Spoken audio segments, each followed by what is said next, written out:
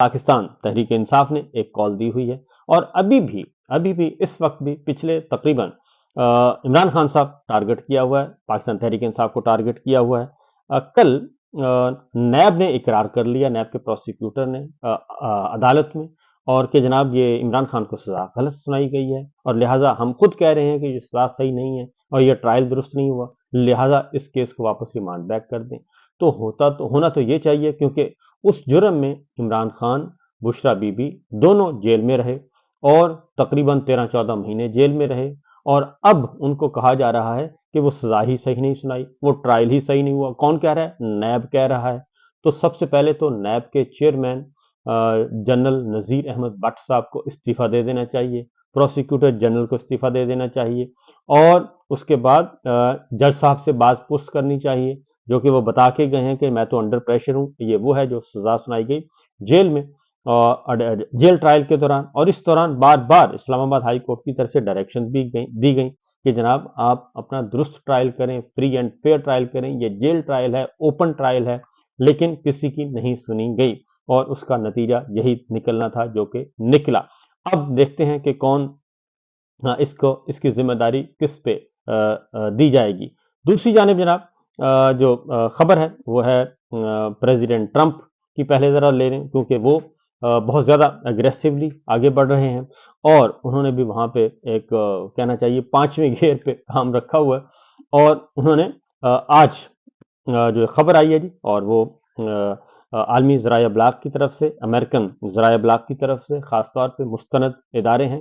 वो ये क्लेम कर रहे हैं कि नौमुंतखब अमरीकी सदर ट्रंप की अबूरी टीम ने अमरीकी दिफाई इदारा है जी, पेंटागन, और जिसे वहाँ की स्टैब्लिशमेंट कहा जाता है, तो वहाँ पे अफसरान को बरतरफ करने के लिए लिस्टें बनाने का आगाज कर दिया है। और डोनाल्ड ट्रंप की अबूरी टीम ने मुताद्दिद पेंटागन अफसरान को ओहदों से बरतरफ करने के लिए उनकी लिस्टें बना रहे हैं जी। और रिपोर्ट में यह भी कहा गया है कि जिन अफसरान को बरतरफ किया जा सकता है उनमें मुमकिना तौर पर जॉइंट चीफ ऑफ स्टाफ भी शामिल हो सकते हैं, यानी कि 4 स्टार जनरल, और उसके बाद vice chairman joint chief of staff शामिल हो सकते हैं, बर्री बहरी फिजाई अफवाज समेत नेशनल गार्ड्स के सरबराहान भी शामिल हैं, जो लिस्ट बनाई जा रही है। और काबीना के लिए नामजदगियों ने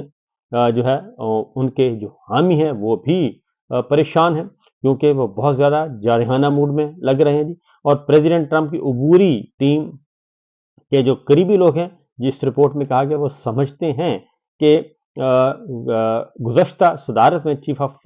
स्टाफ रहने वाले मार्क मिल्ली से मुंसलिक जिन अफसरों को समझा जा रहा है, उनको प्रेसिडेंट ट्रंप जो है वो फारिग करना चाह रहे हैं। और अमरीकी सहाफ़ी बॉब वुडवर्ड की गुज़श्ता माह छपने वाली किताब में मार्क मिल्ली का हवाला देकर ट्रंप को एक फाशिस्ट रहनुमा कहा गया है, और पिछले टेन्योर में इनकी आपस में काफी टसल रही है। तो प्रेसिडेंट ट्रंप ये सब कुछ करना चाह रहे हैं, और उसके अंदाजा लगा सकते हैं कि आप उनकी टुवर्ड्स पाकिस्तान या टुवर्ड्स चाइना और टुवर्ड्स रशिया, और उस बारे में उनकी पॉलिसी क्या होगी, क्योंकि वो अमेरिका की बहैसियत मजबूर चाइना के साथ उनका जरा काफी होगा जी, सख्त पॉलिसी बना रहे हैं। जितने भी लोग उन्होंने नॉमिनेट किए हैं वो इसी बात की आगाही कर रहे हैं। अब बातें हैं इसके असरात पाकिस्तान पर भी पड़ेंगे, और पाकिस्तान में इमरान खान साहब ने चूंकि एहतजाज की कॉल दे दी है 24 नवंबर की, और उस एहतजाज की कॉल को रोकने के लिए बहुत सारी चीजें की जा रही हैं, और ये बात है कि बयानियां बनाने की कोशिश की जा रही है मुख्तलिफ तरीकों से, मुख्तलिफ कोशिशों से। अब मैं आपको पहले भी बता चुका हूं, अब मैं फिर दोबारा, क्योंकि उस खबरें दोबारा फिर गर्दिश कर रही हैं, और वो ये है कि इमरान खान के साथ मामला तय करने की कोशिश की जा रही है, लेकिन इमरान खान साहब के साथ मामला तय नहीं हो रहा है। अब एक कल खबर आई कि जनाब किसी भी तरीके से इमरान खान साहब को भी उसी तरह का एक एग्रीमेंट या कोई पैकेज दे दिया जाए जैसे नवाज शरीफ साहब को दिया था, सऊदी अरब उनको भेज दिया जाए। लेकिन इमरान खान साहब ऐसा नहीं करेंगे। कल नजम सेठी साहब ने ये कहा कि जी उनको जबरदस्ती भेजा जाएगा। तो सवाल ये पैदा होता है कि वो इमरान खान है, वो जबरदस्ती उनको भेजा नहीं जा सकता। और जाहिर है इमरान खान साहब वो नहीं है जो कि नवाज शरीफ साहब हैं, और वो 10 साल का एग्रीमेंट साइन करके गए थे। तो इमरान खान साहब ने अगर ऐसा करना होता तो वो कब के कर चुके होते। लिहाजा ये एक फिलर्स छोड़े जा रहे हैं, ये डिमोरलाइज करने के लिए है और इमरान खान का पैगाम आवाम से बराह रास्त है कि वो आएं। और मैं आपको अगली जो खबर दे रहा हूं जी, इमरान खान साहब अगर अगर 24 नवंबर को, ये डिपेंड करता है कि कितने लोग पाकिस्तान के अवाम जो हैं वो आते हैं इमरान खान की कॉल पे। और एक और बात, इमरान खान का जो इन्हसार है जी, वो मैं आपको बात बता दूं कि इमरान खान का इन्हसार किसी भी सूरत में अपनी पार्टी के लोगों पे नहीं है और इसलिए वो उन्होंने ये अनाउंसमेंट जो है वो करवाई है अपनी बहन के ज़रिए से और उनके ज़रिए से ये अनाउंसमेंट करवाई है और उन्होंने मैसेज दिया है बराह रास्त आवाम को। बराह रास्त उन्होंने इंसाफ स्टूडेंट्स फेडरेशन को और तलबा को, उन्होंने मजदूरों को, उन्होंने किसानों को ये मैसेज दिया है और उन्होंने मीडिया से और उन्होंने वकला से ये कहा है कि वो निकलें। और ये लड़ाई जो है वो उन्होंने वाज़ेह तौर पे उन्होंने कहा कि ये लड़ाई कोई मेरी ज़ाती लड़ाई नहीं है, बल्कि अगर ये इसी तरीके से चलता रहा तो फिर पाकिस्तान में जमहूरियत, आइन, कानून, जुडिशरी, मीडिया, इसका कोई भी ये बस बराए नाम इसका जिक्र हुआ करेगा। बाकी सब कुछ आहिस्ता आहिस्ता जो है वो हाइब्रिड नहीं बल्कि गैर एलानिया मार्शल्लाह की तरफ हम बढ़ रहे हैं और इस बात का अंदाज़ा बहुत अच्छी तरह है। तो अगर जो खबर है वो ये है कि जी अगर ये सब कुछ इसी तरीके से आगे बढ़ता है और मामलात आगे जाते हैं तो फिर होगा क्या? 24 नवंबर को फिर किसकी कुर्बानी दी जाएगी? तो ये पैरेलल जो है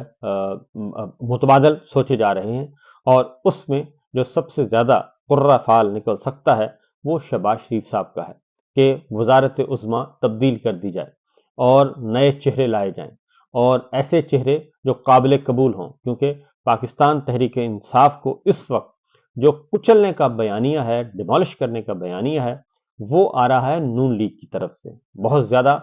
एग्रेसिवली आता है और उनको कहीं से कोई भी अदालत से इंसाफ मिलता है मामूली नौइयत का भी, तो बराह रास्त जो है वो हिट किया जाता है। फौरन कहा जाता है कि जनाब इनकी तो सहूलतकारी हो रही है। यहाँ तक के जब 2 दिन पहले असद कैसर साहब, शिबली फराज साहब, उमर अयूब साहब और हामिद रजा साहब, ये सब असद कैसर साहब, ये सब जब जेल में, अडयाला जेल में इनको गिरफ्तार किया गया और गिरफ्तार करके इनको रिहा कर दिया गया तो फिलफौर मरियम साहिबा के और नवाज शरीफ साहब के जो माउथ पीस तस्वुर किए जाते हैं, जावेद लतीफ साहब, वो आए और उन्होंने कहा कि इनकी गिरफ्तारी, इन रहनुमाओं की और रिहाई, ये सारी की सारी सहूलतकारी है। और वो बराह रास्त किसको कह रहे थे? Army chief general Asim Munir साहब को सुना रहे थे और बराह रास्त वो डीजी आईएसआई को कह रहे थे कि जनाब इनकी तो सहूलतकारी हो रही है। तो यहाँ तक के वो इस हद तक भी कोई कबूल करने के लिए तैयार नहीं है। ये जो मरियम साहबा ने हुक्म दिया था कि ये फितना है और इस फितने को कुचलना है और खुशखबरी पेशन को ही दे रही हूँ, कर रही हूँ, इसको कुचल दिया जाएगा। तो ये जो सारी चीजें हैं, ये मिलिट्री स्टैब्लिशमेंट के लिए खास तौर पे, मिलिट्री लीडरशिप के लिए खास तौर पे ये अलार्मिंग है और अब ये बात तयशुदा है कि ये निज़ाम चलने वाला नहीं है और इसी तरह से जो ये स्टेटस को ये नहीं रहेगा, इसको तोड़ना पड़ेगा। अब मैं आपको ये खबर दे रहा हूँ क्योंकि कभी कभी खबर आती है जनाब अयाज सादिक साहब इस्तीफा दे रहे हैं और वो असूलों की बुनियाद पे दे रहे हैं। नहीं, ऐसी बात नहीं है। 3 नाम इस वक्त शहबाज शरीफ साहब के मुतबादल के तौर पे लिए जा रहे हैं और एक हैं उनमें अयाज सादिक साहब, दूसरे हैं ख्वाजा आसिफ साहब और तीसरे हैं आसिन इकबाल साहब। आसिन इकबाल साहब भी कोशिश कर रहे हैं कि उन्हें वजारत उज़्मा के लिए लिया जाए जनाब, सेलेक्ट किया जाए और ख्वाजा आसिफ साहब भी बहुत ज़्यादा कोशिश कर रहे हैं कि जनाब वो सबसे ज़्यादा मौजू हो सकते हैं और ख्वाजा आसिफ साहब जो हैं वो मरीम साहिबा और मियाँ साहब के लिए काफ़ी कुछ कर रहे हैं, करते रहे हैं और अब उन्होंने ये भी कह दिया कि उन पे छुरियों से हमला होने वाला था, जबकि हकीकत यह है कि छुरियों से जो हमला है वो हकीकी हमला जो है वो हुआ था रऊफ हसन साहब पे और उन पे उसकी फुटेज भी मौजूद है और उनके साथ जो कुछ किया वो सारा मौजूद है, लेकिन उन्हें तो इंसाफ नहीं मिल सका। और यहाँ पे ये और एक शर्मनाक बात है कि हमारे जो वजीर दिफा हैं वो यहाँ पे लंदन पुलिस को रिपोर्ट्स करवा रहे हैं कि मैं निजी दौरे पर था और निजी दौरे पे आया था। अब वजीर दिफा हो किसी मुल्क का और वो निजी दौरे पे इस तरीके से फिर रहा हो तो ये अज खुद एक एम्बैरेसिंग सिचुएशन है। तो बहरहाल ये मामला चल रहा है, तो देखते हैं कि अब ये इन हाउस तब्दीली का जो मामला है कहां तक आएगा, क्योंकि अगर 24 नवंबर को मामलात आ जाते हैं और पब्लिक आ जाती है, तो फिर किसी ना किसी की कुर्बानी तो देनी पड़ेगी।